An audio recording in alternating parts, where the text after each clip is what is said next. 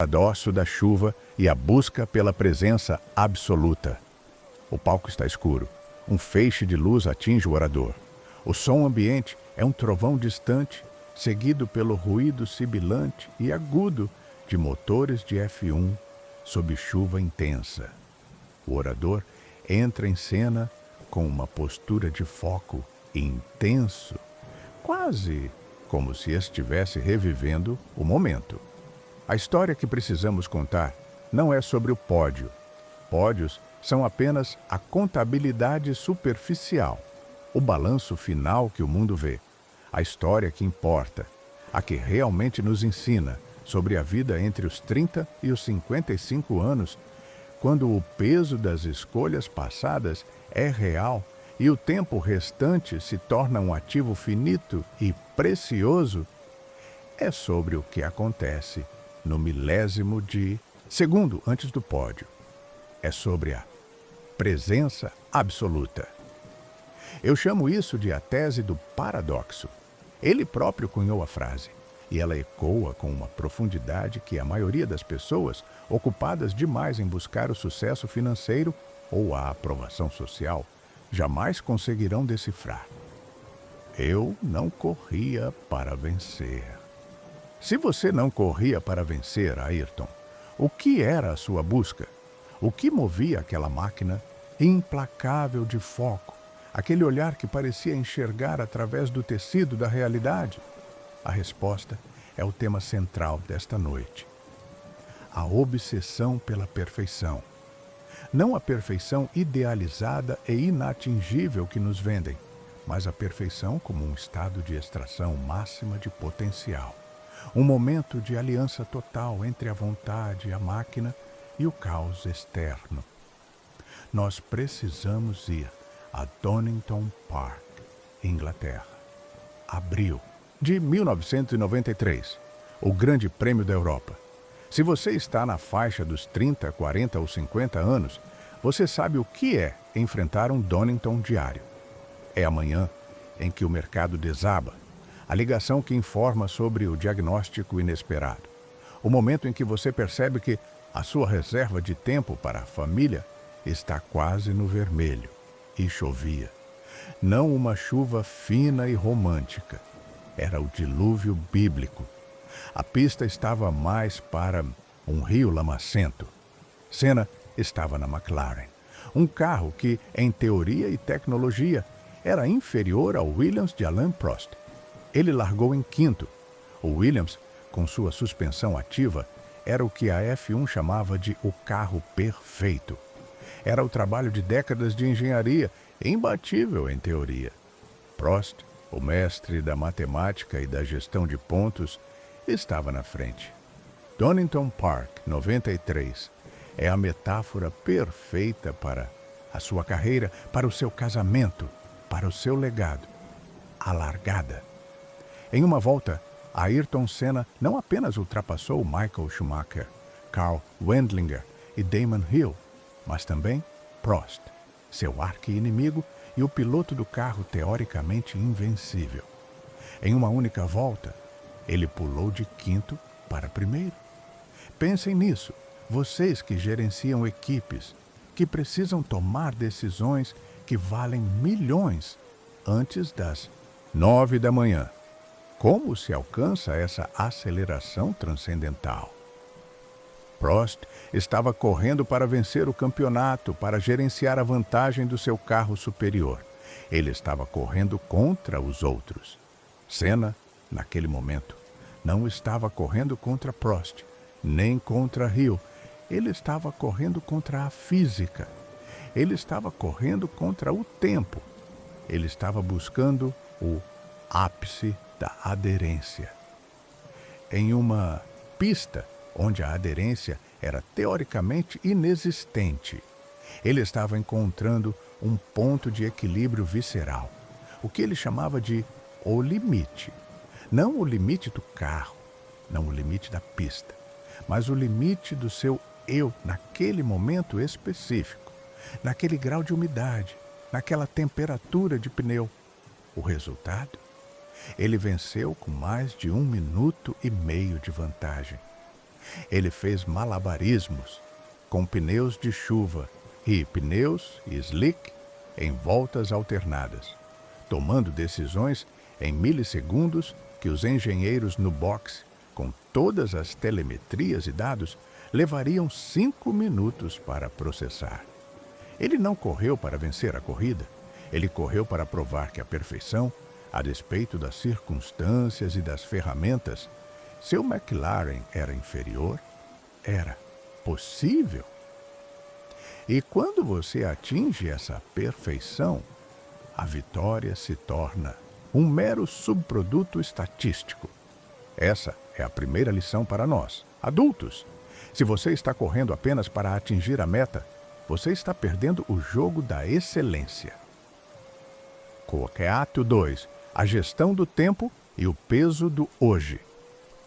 A luz suaviza, a voz do orador se torna mais confidencial, focando na rotina e na preparação não glamurosa.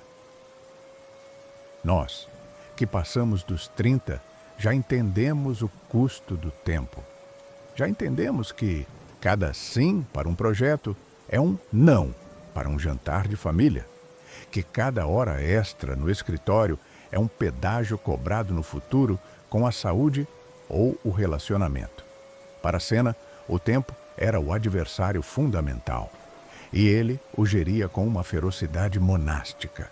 A perfeição não acontece em um domingo chuvoso, ela é construída na solidão da segunda-feira. Senna falava incessantemente sobre o tempo de volta. Não era apenas a velocidade, era a consistência. A diferença entre um grande piloto e um gênio era a capacidade de repetir a volta ideal, o lap time. Não uma vez, mas 40, 50, 60 vezes com a mesma precisão, a mesma margem de erro zero. Pensem na sua rotina profissional. Você é capaz de replicar a sua melhor performance de vendas, a sua melhor gestão de crise, o seu momento de maior clareza mental de forma consistente, mês após mês? Ou você vive de lampejos de genialidade seguidos por longos períodos de gerenciamento do prejuízo? O que ele fazia na pista, nós precisamos fazer na vida. 1. O detalhe obsessivo, o mapa do circuito interno. Senna não apenas pilotava, ele desenhava o circuito em sua mente. Notava a ondulação do asfalto, a mudança de cor do concreto, o comportamento do ar em cada curva. Ele conhecia cada metro como a palma da sua mão. Quantos de nós conhecemos o nosso próprio mapa interno com essa profundidade? Conhecemos as nossas curvas de maior vulnerabilidade, os nossos retões de produtividade máxima?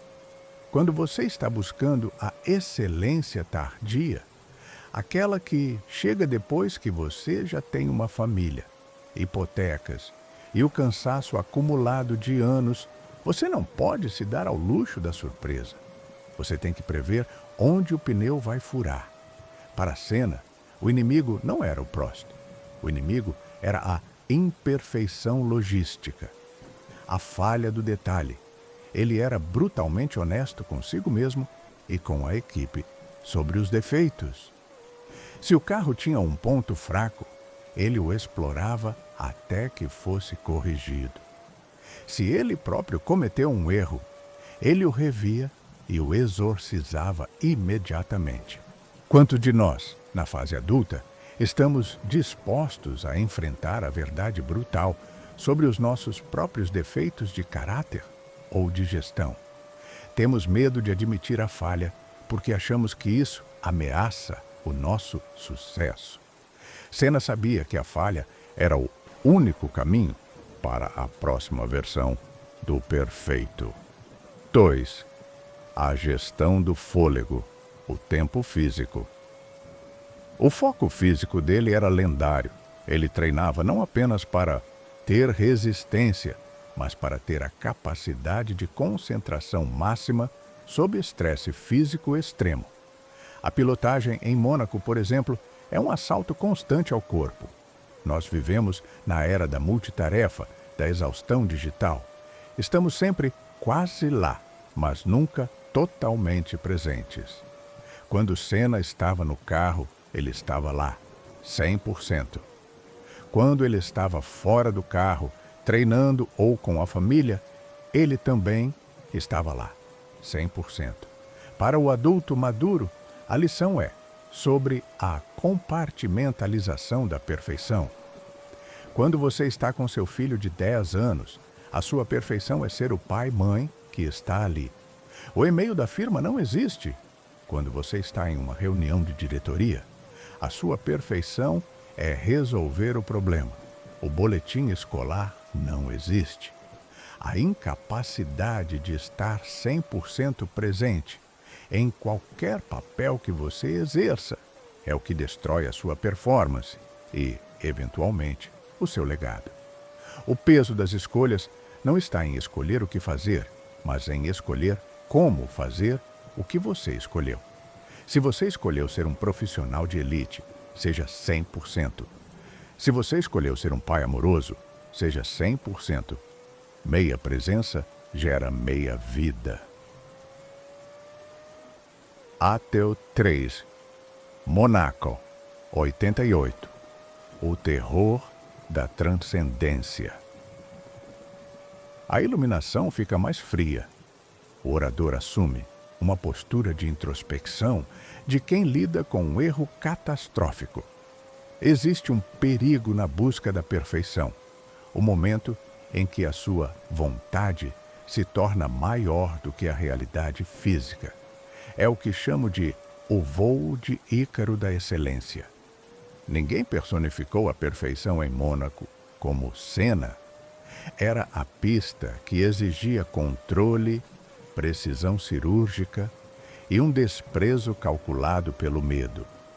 Em 1988, ele estava em um nível que nunca antes havia sido visto. Ele conquistou a pole position com uma margem de 1,4 segundos sobre Prost. Em Mônaco, isso não é uma vantagem, é uma humilhação matemática. Uma declaração de que ele estava dirigindo em uma dimensão que os outros nem sequer conseguiam enxergar. No dia da corrida, ele liderava. Estava confortável, imbatível. A perfeição estava estabelecida, a vitória garantida. Mas o objetivo não era apenas vencer. O objetivo era encontrar o limite do limite. Ele conta a história daquele momento com uma clareza aterrorizante. Ele estava em transe. Ele sentiu que não estava dirigindo o carro, que ele era o carro, que a física havia se curvado à sua vontade. Ele estava dirigindo mais rápido e mais rápido, sem razão lógica, sem ameaça competitiva. Ele estava buscando uma verdade que transcendia a necessidade da vitória. E então, o choque. Na curva de Portier, a mais lenta antes do túnel, a poucos minutos do fim da corrida, ele cometeu um erro estúpido, primário. Ele bateu. Ele saiu ileso do carro, mas a sua alma estava em pedaços. Ele não voltou para os boxes. Ele foi direto para o seu apartamento, sentou-se na escuridão e chorou. Porque esse momento é crucial para o adulto entre 30 e 55, porque todos nós já tivemos o nosso Mônaco 88. É o projeto que você tinha 99% de certeza que daria certo, mas o seu ego o fez empurrar 1% a mais, e ele explodiu. É a conversa com o seu parceiro em que você tinha a razão, mas a sua necessidade de dominar a discussão resultou em uma briga destrutiva. A lição do Mônaco 88 é a lição da humildade da perfeição. 1. A perfeição é um estado, não uma meta fixa. Ele confundiu o estar perfeito, no controle vencendo, com a necessidade de provar que ele era mais do que perfeito. 2. O limite não é flexível. Quando você atinge o seu limite real, seja o limite da sua energia, do seu conhecimento ou da paciência da sua família, você tem que respeitá-lo. O momento em que você ignora o limite porque se sente invencível é o momento em que você bate. 3. O ego é o anticatalisador. Senna admitiu que o acidente foi a punição por ter entrado em uma dimensão onde o controle mental sobrepôs o respeito pela realidade. A perfeição é alcançada quando o ego silencia. A vitória garantida foi jogada fora pela necessidade infantil de provar que ele era Deus. Para nós, isso significa: o sucesso tardio exige menos bravata e mais sabedoria. Você não precisa provar que é o mais inteligente da sala. Você precisa apenas entregar o resultado da maneira mais eficiente e consistente. A verdadeira excelência aceita o resultado e para de forçar a barra. Se você está exausto, pare. Se o seu casamento está no limite, recue. A perfeição, às vezes, é saber a hora de estacionar o carro. Até quarto. O legado além do pódio. A construção de um propósito maior.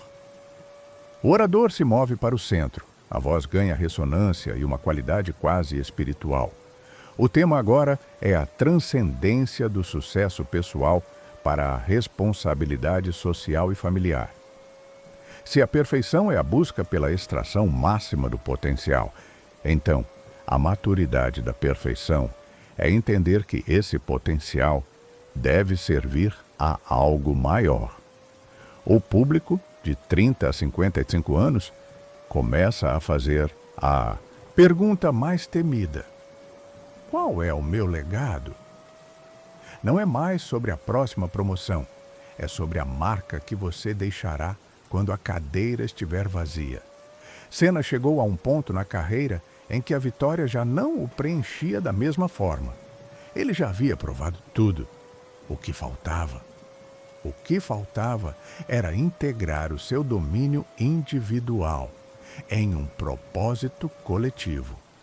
Ele falou muitas vezes sobre Deus, sobre a fé, sobre a conexão com algo que o fazia pilotar além da capacidade humana. Mas a verdadeira manifestação dessa espiritualidade não estava no céu, estava na terra, em seus compromissos. Interlagos, 1991. A vontade contra a máquina. Essa é a corrida que resume a luta do adulto maduro. A luta pela entrega da excelência, mesmo quando o corpo e a máquina estão falhando. Em Interlagos, 1991, ele finalmente venceria no Brasil. Faltando 7 voltas, o câmbio da sua McLaren quebrou. Travou na 6ª marcha. Depois, a 5ª, 4ª. Ele teve que pilotar um carro de F1, que exige constante troca de marchas, utilizando apenas a 6ª marcha, com uma força bruta inacreditável. O esforço físico foi tão brutal que, ao cruzar a linha de chegada, ele gritava de dor e teve que ser retirado do carro. Seus braços estavam em espasmos. Por que ele não parou? Por que não se contentou com um honroso 2º lugar, poupando-se da agonia? Porque aquela corrida, para ele, era a materialização de uma promessa a si mesmo e ao seu povo. A vitória não era para o campeonato. A vitória era para provar que a vontade pode transcender a falha da ferramenta. Para nós, o carro quebra, a saúde falha, o dinheiro aperta. O casamento passa por uma crise de turbulência. Mas a vontade, se for alimentada pela busca da perfeição no momento presente, não cede. A lição aqui é o poder da resiliência da perfeição. A perfeição não é evitar o erro, é sustentar a performance no meio do colapso. É a capacidade de gerenciar a dor, o estresse e a falha do sistema, e ainda assim atravessar a linha de chegada, com integridade. Quando ele finalmente recebeu a bandeira quadriculada, o grito não era de alegria, era de alívio. Alívio por ter atingido o máximo que aquele corpo, aquela máquina e aquela situação poderiam oferecer. Ele extraiu 100% de 100%. Isso é a perfeição. O legado para a família e a sociedade. O dinheiro do sucesso já era abundante. O que ele fez com a sua obsessão nos últimos anos de vida foi pavimentar a fundação de um propósito que o sobreviveria, o Instituto Ayrton Senna. A busca pela perfeição tardia deve ser, fundamentalmente, sobre investimento no futuro que você não verá. Você, pai ou mãe de 45 anos, está trabalhando duro para pagar as mensalidades da faculdade ou garantir a aposentadoria. Isso é importante, mas é a contabilidade. O legado é a prompt metodologia que você ensina. É a sua ética de trabalho, a sua capacidade de gerenciar o estresse, o seu padrão de excelência que seus filhos irão imitar. Senna se preparou para a morte? Não, ele se preparou para a vida. Ele estava no auge da sua sabedoria, reconhecendo que a perfeição de um indivíduo era incompleta se não se traduzisse em benefício para a comunidade. O legado não é o que você tem, é quem você se tornou em função da sua busca. E a essência da sua perfeição, essa busca incessante pelo limite, se transformou em uma ferramenta social. Ateu Cinto, o ápice final e o reconhecimento do invisível. A atmosfera se torna reflexiva, quase meditativa. O orador se dirige diretamente à plateia, conectando as lições de Senna à vida cotidiana. A obsessão de Senna era sobre ir onde ninguém mais ousava ir. Era sobre ver o invisível. Como? Aplicamos isso ao nosso cotidiano? Na F1, o slipstream, o vácuo, é um fenômeno invisível de pressão do ar que permite a ultrapassagem. O piloto precisa ter a coragem de entrar na turbulência, confiar cegamente que a física o levará para frente. Na vida adulta, o slipstream é a sua intuição. Quantas vezes, na busca por uma vida perfeita, de acordo com os padrões externos, o carro X, a casa e o título Z, nós ignoramos a voz interior que nos diz: isso está errado, o limite é outro? Senna, sob chuva, tinha que confiar mais na sua intuição, no toque sutil do volante, do que na telemetria dos boxes. O homem era mais rápido que o computador. Quando você se sente no limite da sua capacidade, é aí que você precisa parar de ouvir o barulho do mundo e começar a ouvir o sussurro da sua intuição. A perfeição é a integridade da ação.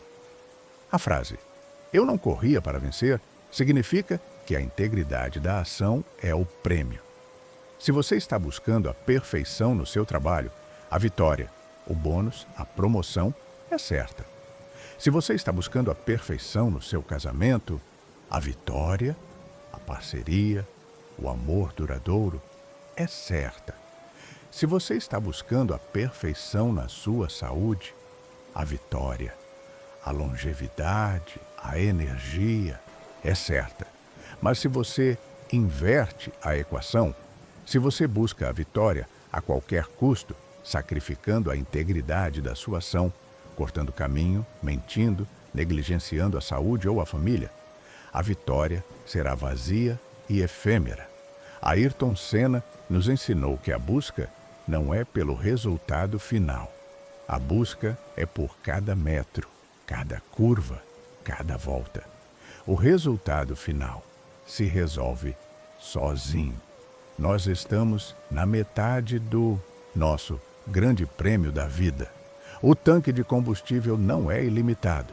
O tempo de resposta não é tão rápido quanto era aos 20 anos. O peso da máquina, nossa responsabilidade, é muito maior. A obsessão pela perfeição não é sobre ser implacável com os outros. É sobre ser implacável consigo mesmo em nome da sua verdade e do seu potencial máximo. O orador faz uma pausa longa, olhando diretamente para o público.